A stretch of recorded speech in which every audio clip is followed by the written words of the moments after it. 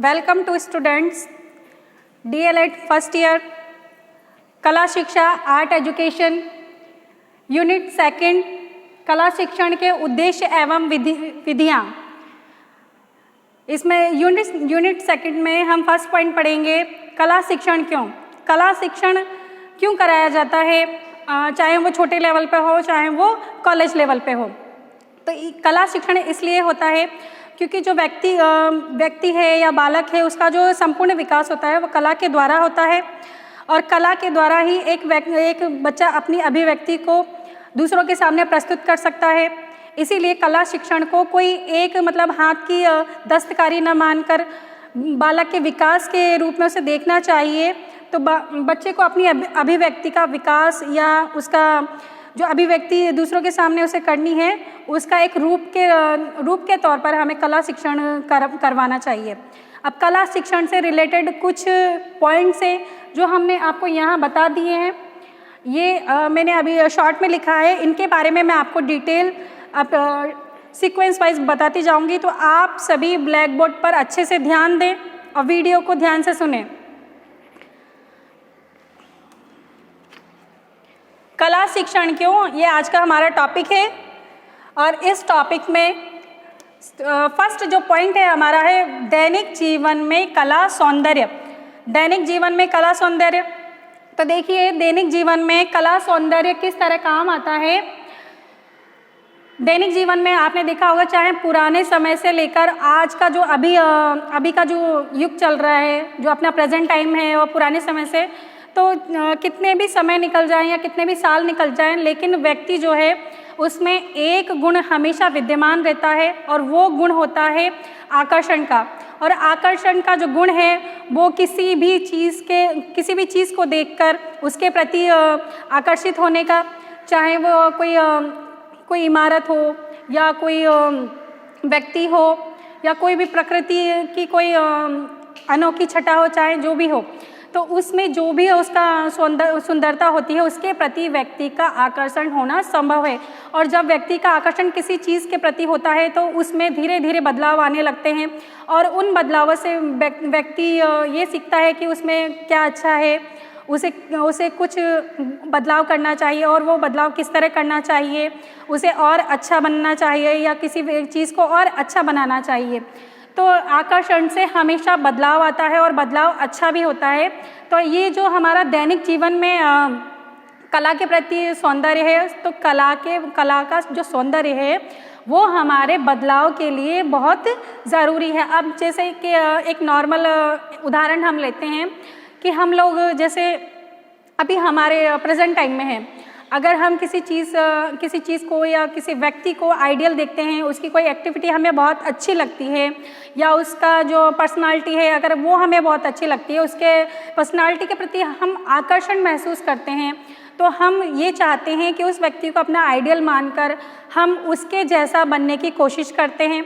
तो ये जो हम अपने अंदर धीरे धीरे बदलाव करते हैं दैनिक जीवन में, या उनकी तरह चलना, बोलना या रहना, व्यवहार करना, तो ये जब चीज़ें हमारे दैनिक जीवन में होने लगती हैं तो इन चीज़ों को आकर्षण के द्वारा ही बदलाव किया जा सकता है और ये हमारे दैनिक जीवन की कला से संबंधित बात है।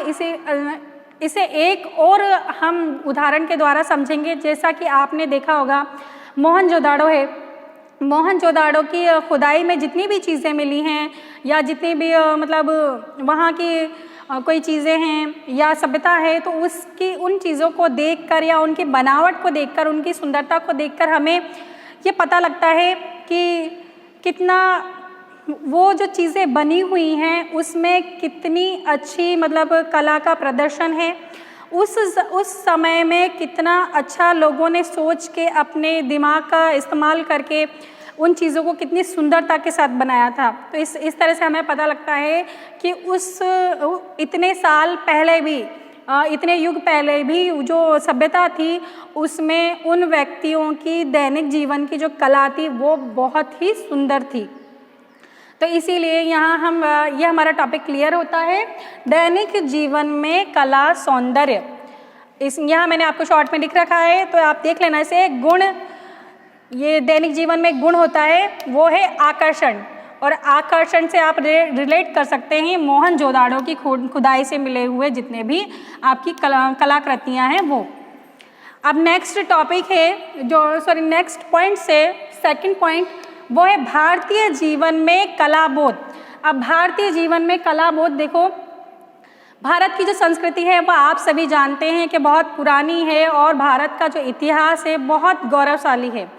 तो हमारे इतिहास को आपने देखा होगा कि जितनी भी पुरानी इमारतें हैं या कोई भवन हैं या जितने भी प्रयोग किए गए उनसे आपने हमेशा देखा होगा कि हमें उनको देखकर ये पता लगता है कि जो भारत का इतिहास था या भारत की जो संस्कृति थी वो कितनी अच्छी थी। पुराने ज़माने में जो चीज़ें बनाई गई हैं, चाहे वो मंदिर हो, चाहे वो भवन हो या कोई ऐतिहासिक इमारतें हों, जैसे कि लाल किला है, ताजमहल है या कुतुब मीनार है, लौह स्तंभ है, ये सब चीज़ें जो पुराने समय की बनी हुई हैं भारतीय इतिहास की, उनकी कला इतनी अद्भुत है कि आज के ज़माने में जो नए डिज़ाइनर्स हैं वो चाहे अपना कितना भी ज्ञान या कितनी भी अपनी नॉलेज लगा लें या कितने भी आधुनिक टेक्निक्स ले आएँ, लेकिन उन पुरानी इमारतों का वो कोई भी मुकाबला नहीं कर सकते, उनका मुकाबला करने में भी वो झिझकते हैं। तो इससे हमें पता लगता है कि आज के ज़माने में भी जो भारत की संस्कृति थी वो पुराने समय में अभी से बहुत ज़्यादा डेवलप थी। इसीलिए जो हमारी कला है उसका पुराने समय में भी बहुत अच्छा विकास था। इसीलिए मतलब एक एग्जांपल मैंने यहाँ दिया हुआ है, आप देख सकते हैं कि वर्तमान डिज़ाइनर से आप देख लें कि वर्तमान जो डिज़ाइनर्स हैं वो आज के समय में उन जैसी कलाकृतियाँ बनाने में असमर्थ हैं। लेकिन जो धीरे धीरे हमारा युग बदल रहा है, समय धीरे धीरे जैसे बदलता जा रहा है, हमारी कला की जो अभिव्यक्ति है वो भी बदलती जा रही है, चाहे डिज़ाइंस हो वो भी बदलते जा रहे हैं। लेकिन उनके पुराने जो हमारी कलाकृतियाँ थी उनका सही रख रखाव न होने के कारण आज जो उनकी व्यवस्था है वो बहुत जर्जर हालत में है या जीर्ण अवस्था में है। तो ये सारी चीज़ें अभी के समय के दोहन के वजह से है। तो इसीलिए हमें अपनी जो भारत की संस्कृति है या भारत की जो पुरानी कलाकृतियाँ हैं उनको सहेज के रखना चाहिए और उनकी रक्षा करनी चाहिए और पुरानी संस्कृति से अभी की जो संस्कृति है उसको रिलेट करके चलना चाहिए। अब हमारा थर्ड पॉइंट है वस्तुओं के निर्माण में सौंदर्य बोध। तो वस्तुओं के निर्माण में देखो सौंदर्य बोध, कला किस तरह काम आ रही है हमारे कोई भी चीज़ को बनाने के लिए। तो आपने देखा होगा जो हमारा दिमाग है वो हर पल कुछ ना कुछ सोचता रहता है, कुछ ना कुछ कल्पना करता रहता है कुछ नया करने का। और जैसे जैसे हम सोचते हैं और सोचने के साथ साथ धीरे धीरे अपनी कल्पनाओं में चेंजेस करते जाते हैं। तो चेंजेस करने से एक टाइम ऐसा आता है कि जो चीज़ होती है वो हमारे मस्तिष्क में एकदम क्लियर हो जाती है कि हमें कोई भी चीज़ किस तरह बनानी है और उसका स्वरूप कैसा होना चाहिए। तो इसको हम एक एग्जाम्पल के द्वारा समझते हैं। जैसा आपने देखा होगा कि एक कारीगर है, वो मैंने आपको एग्जाम्पल यहाँ पे दिया हुआ है, आप देख सकते हैं। जैसे एक कारीगर है, जब भी वो कोई नई चीज़ बनाना चाहता है या कोई नए भवन का निर्माण करना चाहता है तो वो हमेशा ये ध्यान रखता है कि जो पुरानी चीज़ है, जैसे कि पहले पुराना स्ट्रक्चर कैसा बना हुआ था, तो वो मकान बना रहा हो या कोई बहुत अच्छा कोई घर है या पुल निर्माण है या सड़कें हैं, जो भी चीज़ बना रहा है तो पहले वो देखता है कि जगह कैसी है और वहाँ जो पहले से बनी हुई चीज़ें हैं वो किस तरह की बनी हुई हैं। उनके अनुसार ही वो पुरानी चीज़ों से थोड़ा सा ज्ञान लेकर ही वो देखता है कि मुझे नई चीज़ किस तरह बनानी है या पुरानी चीज़ में क्या बदलाव करने हैं जिससे नई चीज़ का निर्माण हो सके। तो वो धीरे धीरे अपनी उस इमारत में, पुरानी इमारत में कुछ ऐसे बदलाव करता है जिससे जो एक नई कलाकृति निकल के आती है वो बेहद ही सुंदर होती है। तो कुछ पुरानी का और कुछ नई का मिक्सचर होती है। तो इसीलिए देखो जो वस्तुएं होती हैं उन वस्तुओं के निर्माण में कला का बहुत महत्वपूर्ण स्थान होता है, क्योंकि जब तक हमें कला की नॉलेज नहीं होगी, उन चीज़ों के मतलब उसको देखने का दृष्टिकोण नहीं होगा कि हमें नई चीज़ किस तरह बनानी है, कैसी बनानी है, क्या चेंजेस करने हैं, तब तक आप किसी भी चीज़ को बहुत खूबसूरती के साथ नहीं बना सकते। जैसा कि आपने देखा होगा कि कारीगर है, वो कोई भी चीज़ बनाएगा तो पहले उसको बहुत अच्छी तरह इमेजिन कर लेगा। अपना इंजीनियर है, कोई खाली प्लॉट होता है तो उसको उस पर इमारत या बिल्डिंग बनाने से पहले वो नक्शा बनाता है अपने माइंड में। तो जब वो उस नक्शे को अपने माइंड में कल्पना के द्वारा तैयार कर लेता है तब वो उसको एक पेपर पे बनाता है, और पेपर पे बनाने के बाद वो उस इमारत को वहाँ अस्तित्व में खड़ा करता है।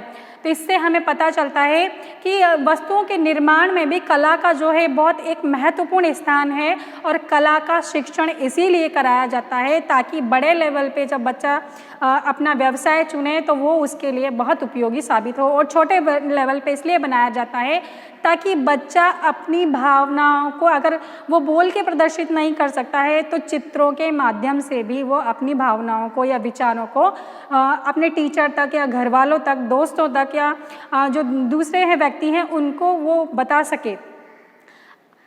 नेक्स्ट पॉइंट है हमारा 4th पॉइंट, प्रकृति से परिचय एवं बंधुत्व। अब प्रकृति से परिचय बंधुत्व कला के द्वारा कैसे होता है, तो ध्यान दीजिएगा यहाँ पे कि प्रकृति में देखो मानव और पशु दोनों होते हैं। तो प्रकृति में जब मानव और पशु दोनों ही रहेंगे तो ऐसा तो नहीं है कि दोनों समान होंगे। तो मानव और पशु में यही अंतर होता है कि मानव जो होता है वो अपने मस्तिष्क का उपयोग करता है और अपनी जो भावनाएं हैं उनको समझता है। अपनी भावनाओं से, मस्तिष्क से वो दूसरों की भावनाओं को समझता है और दूसरों की जो अभिव्यक्ति है उसको महसूस करता है। सामने वाला व्यक्ति क्या कहना चाह रहा है उसके भावनाओं को समझता है, और उसको समझने में जो सहायता करती है वो है कला। लेकिन पशु जो है, पशु मनुष्यों से विभिन्न होता है। तो यही अंतर है कि जो मनुष्य है उसको दूसरों की भावनाएं समझने के लिए भी कला का ज्ञान होना बहुत ज़रूरी है। अब जैसे कि आपने देखा होगा कि कोई भी अभिव्यक्ति हो या कोई भी मतलब चीज़ सीखना हो तो उसमें कला बहुत ज़रूरी है। जैसा कि आप प्रकृति में कोई चीज़, कोई दृश्य है, प्राकृतिक दृश्य, जब तक आपका जो दृष्टिकोण है वो कला से संबंधित नहीं होगा तब तक आप प्रकृति में कोई भी कितनी भी अच्छी चीज़ हो उसको नहीं महसूस करते, ना ही समझ सकते हैं। अब जैसे कि एक चित्रकार है और एक सामान्य व्यक्ति है, तो सामान्य व्यक्ति के लिए भी दृश्य वही है और एक चित्रकार के लिए भी दृश्य वही है, लेकिन एक चित्रकार का जो दृष्टिकोण होगा वो कलात्मक होगा और एक जो सामान्य व्यक्ति का जो दृष्टिकोण होगा वो एक सामान्य दृष्टिकोण होगा। तो वो सिर्फ उसमें ये चीज़ें देखेगा जो सामान्य व्यक्ति है कि कौन सी चीज़ उपयोग की है या कौन सी नहीं है। लेकिन जो एक चित्रकार अपने दृष्टिकोण से उसको जब कागज़ पर उकेरेगा तो उसे यह चीज़ देखनी होगी कि इसमें कौन सी चीज़ कितनी सुंदर लग रही है, मैं पेड़ पौधों को कितनी अच्छी सुंदरता के साथ में और निखार कर पेश कर सकूं ताकि जो लोग हैं वो उस मेरी जो भावनाएं हैं उसको बहुत वैसे का वैसे ही समझ सकें। तो इसीलिए देखो चित्रकार और एक सामान्य मनुष्य, इसमें यही फ़र्क है कि जो उनका दृष्टिकोण होता है वो प्रकृति को लेकर हो चाहे वो किसी भी चीज़ को लेकर हो वो एकदम डिफरेंट होता है। क्योंकि जो नॉर्मल व्यक्ति हैं वो सामान्य तरीके से देखेंगे, लेकिन जो एक कला का जिसने शिक्षण ले चुका है या कला की जिसमें नॉलेज है वो अपने दृष्टिकोण को कलात्मक रूप से ही देखता है।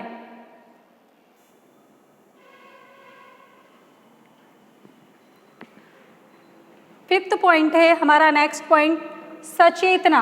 सचेतना मतलब अवेयरनेस, सचेतना या चेतना या जागरूकता। हम इसका अर्थ किसी भी चीज़ से ले सकते हैं, तो मतलब किसी भी चीज़ के बारे में हमें जानकारी रखनी है। तो ये कला के संदर्भ में सचेतना किस तरह काम आती है, तो यह शॉर्ट में मैंने आपको हिंट के लिए लिखा हुआ है, प्रकृति की वस्तु के प्रति सचेत रहना चाहिए। तो देखो हमें जो प्रकृति में जितनी भी चीज़ें हैं चाहे वो हमारी नज़र के सामने हो या नहीं हो या हमारा ध्यान उन पर हो या नहीं हो, लेकिन वो प्रकृति में होती ज़रूर हैं। अगर हम कहीं से जा रहे हैं तो कोई भी चीज़ है रास्ते में जो भी हमें दिखती है तो वो हो सकता है कि हमारी नज़र उस पर नहीं गई हो लेकिन वो वहाँ पर होती है। तो हमें जो प्रकृति में जितनी भी चीज़ें हैं उनके बारे में हमेशा सचेत रहना चाहिए, और चाहे वो उनका हमारा ध्यान उन पर हो या ना हो लेकिन वो विद्यमान तो हैं प्रकृति में। तो जितना आप प्रकृति के बारे में सचेत रहेंगे उतना ही उसके कलात्मक रूप को समझने में भी आसान होगा। तो जैसे कि आपने देखा होगा कि कोई फूल है कितना सुंदर है या उसका कलर कैसा है, तितली है, तो जब तक आप उस पर ध्यान नहीं देंगे तो वह आपको जो सुंदर लगने वाली चीज़ है तब तक वो आपको सुंदर भी नहीं लगेगी। तो जो कलात्मक रूप होता है वह प्रकृति की सुंदरता को समझने में हमें बहुत सहायता करता है, क्योंकि जब आप इस पृथ्वी पर आए हैं या इस दुनिया में हैं तो ये भी एक आपकी जो बनावट है वो भी एक कलात्मक रूप ही है, और ये जो प्रकृति बनी हुई है वो भी एक कला का बेहद अजोड़ नमूना है। तो इस वजह से आपको ये हमेशा ध्यान रखना चाहिए कि प्रकृति में जितनी भी चीज़ें हैं या जितनी भी मतलब जो भी चीज़ हमने बनाई है या ईश्वर ने बनाई है वो सारी एक कला का उदाहरण है। तो उन चीज़ों के प्रति हमें सचेत रहना चाहिए, चाहे उनका रख रखाव हो, उनकी देखभाल हो या उनका निर्माण करना हो, या जो पुरानी चीज़ें प्राकृतिक हैं उनको संभाल के रखना है। ऐसा ना हो कि जो प्रकृति में चीज़ें हैं वो ख़त्म हो जाएं। और ये जो कला की जो इतना अच्छी मतलब दुनिया है इसका हम बहुत मतलब बेकार तरीके से इसका दोहन करें, तो इसका भी हमें ये ज्ञान होना चाहिए कि किस चीज़ को हमें किस तरह से उपयोग करना है और कितनी मात्रा में हमें इसको यूज़ में लेना है। ऐसा नहीं है कि आवश्यकता से ज़्यादा आप इसका मतलब यूज़ करें। तो कला का भी एक लिमिट में हमें यूज़ करना चाहिए, जितनी हमें आवश्यकता हो प्रकृति से हमें उतनी ही चीज़ें लेनी चाहिए। तो इसी को हमने सचेतना का नाम दिया है। सचेतना यानी कि उन चीज़ों के प्रति हमें चेतना रखनी चाहिए, उन चीज़ों के प्रति हमें जागरूक रहना चाहिए। और जब इस देश का या पूरे विश्व का जब प्रत्येक व्यक्ति जागरूक होगा अपनी प्रकृति के प्रति या उसकी कलात्मक कृति के प्रति, क्योंकि जो ये पृथ्वी है ये अपने आप में एक कलाकृति है ईश्वर की, तो उसको जब तक हम अच्छे दृष्टिकोण के साथ में नहीं देखेंगे या उसके बचाव के बारे में नहीं सोचेंगे तब तक उन कला का हम संरक्षण नहीं कर सकते। तो इसीलिए हमें जो पृथ्वी पर जितनी भी कलात्मक चीज़ें हैं या प्राकृतिक हैं चाहे भौतिक हैं तो उनका हमें ध्यान रखना चाहिए। अब नेक्स्ट पॉइंट है हमारा, जो लास्ट पॉइंट है इस टॉपिक का, वो है 6th पॉइंट, कला शिक्षण सभी के लिए ज़रूरी। तो सभी के लिए जो कला शिक्षण है वह क्यों ज़रूरी होना चाहिए, तो यह शॉर्ट में पहले मैं आपको बता देती हूँ फिर डिटेल में बताऊँगी। तो देखिएगा, सृजनात्मकता के ज्ञान के लिए व्यक्ति को सृजनात्मकता का ज्ञान कराने के लिए जो है कला का शिक्षण होना या शिक्षण कराना बेहद ज़रूरी है, चाहे वो छोटे लेवल पे हो, चाहे वह हम छोटी क्लास के बच्चे को पढ़ा रहे हो या हम बड़ी क्लास के बच्चे को पढ़ा रहे हो या कॉलेज लेवल के बच्चों को पढ़ाते हैं। इसका एक एग्जाम्पल है जन्मजात शक्ति का विकास। तो जन्मजात शक्ति का विकास भी हम कलात्मक रूप से ही करेंगे या कला शिक्षण के द्वारा ही करेंगे। तो आपने देखा होगा कि जो सृजनात्मक होता है व्यक्ति में दो तरह की मतलब शक्तियाँ होती हैं, एक आंतरिक शक्ति होती है और एक बाह्य शक्ति होती है। तो आंतरिक शक्ति जो व्यक्ति के अंदर पहले से ही विद्यमान है, लेकिन जो बाह्य शक्ति है उसको हम शिक्षण के द्वारा मतलब हम निखारते हैं। जैसे कि व्यक्ति में डांस का पहले से ही थोड़ा बहुत गुण था, लेकिन जब तक हम उसे ट्रेनिंग नहीं देंगे या हम उसे सिखाएंगे नहीं तब तक उसके जो अंदर की जो डांस की क्वालिटी है वो बाहर निकल कर इतनी अच्छी तरह नहीं आएगी। लेकिन जब उसे एक ट्रेनिंग दी जाती है तो वो उस कला में एक्सपर्ट हो जाता है या निपुण हो जाता है। उसी तरह एक चित्रकार है या कोई बालक है छोटा, जब हम उसे उसके अंदर ड्राइंग करने की तो कला तो है पहले से ही आंतरिक, लेकिन जब तक हम उसे तरीके से सही नियमों के साथ या कलर मैचिंग के साथ उसको चित्रकला का गुण नहीं सिखाएंगे या कला को किस तरह से हम प्रदर्शित करना है वो नहीं सिखाएंगे, तब तक वो बालक एक अच्छा चित्रकार नहीं बन पाएगा।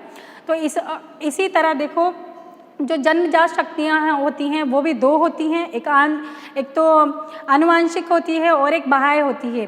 तो ये जो आनुवांशिक होती है वो पहले से बच्चे के अंदर होती है। तो कुछ बच्चे पहले से ही टैलेंटेड होते हैं, लेकिन उनका टैलेंट भी जब तक उनको शिक्षा नहीं दी जाती या शिक्षण नहीं दिया जाता, प्रशिक्षण नहीं दिया जाता, तब तक उनकी जो कला है वो और अच्छे लेवल पर निकल कर नहीं आती है। तो देखो, प्लेटो ने इसी संदर्भ में कहा है कला सभी के लिए कला का जो शिक्षण है वह क्यों ज़रूरी है। तो इसके संदर्भ में प्लेटो की एक डेफिनेशन है। प्लेटो का कहना है कि जो बच्चे को हमें अगर कोई भी चीज़ सिखानी है तो वो हमें उसे शुरुआत में ही सिखानी चाहिए, चाहे वो नृत्य हो, संगीत हो या गायन हो या चित्रकला हो या मूर्ति कला हो। ये सब चीज़ें हमें बच्चे को शुरुआत से ही सिखानी चाहिए, क्योंकि बालक में जब हम शुरुआत से ही सिखाएंगे तो कुछ शारीरिक चेंजेस होते हैं, जैसे कि डांस से रिलेटेड है। अगर बच्चे को शुरू से ही सिखाएंगे तो उसका जो शरीर है वो एकदम लचकदार हो जाएगा और आगे चलकर वो बहुत अच्छा डांसर बन सकता है।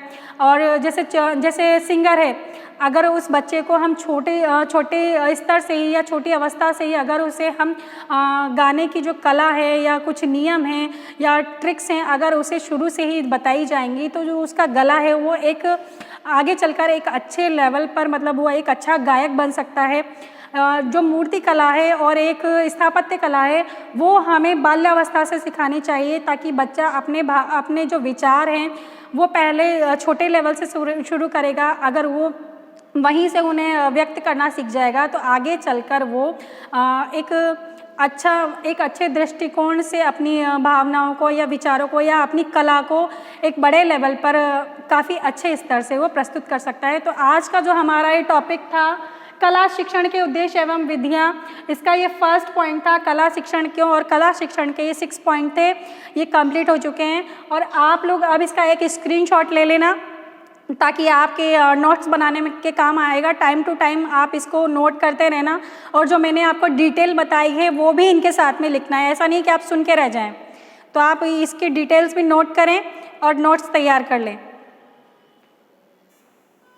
अब आप इसका स्क्रीनशॉट ले लीजिए। अब मैं हट रही हूँ।